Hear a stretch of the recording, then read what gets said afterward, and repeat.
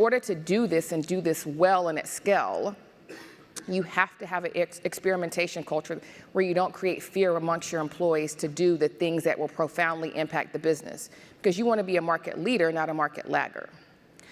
Talent. This talent is different. If you asked me how hard it is to find great AI talent, specifically even now with generative AI, something called prompt engineers, it's a scarcity. Not only is it scarcity, it's very expensive. So talent is supreme, and this is where companies get caught up in, do I build or do I buy? And I could talk all day about that, but you have to make sure, if you can't attract the talent, that you are investing in your talent, no matter if they're in a technical job or not. This is where training and education comes in, and something that Capital One and AWS has done better than anybody I've seen.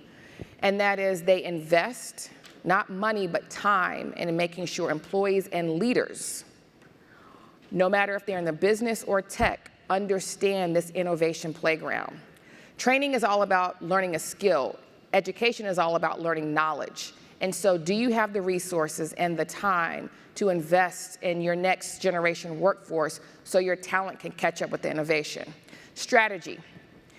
Now, people will laugh and say that you should have a strategy 3 to 5 years out, but I'm here to tell you that if I asked probably 5 of the CEOs I've met with in the last month and a half, nobody had a strategy the way they do now for generative AI or AI. Their budget for AI for most of the companies I meet with was very small. Now it's 30 or 40% of their overall strategic budget.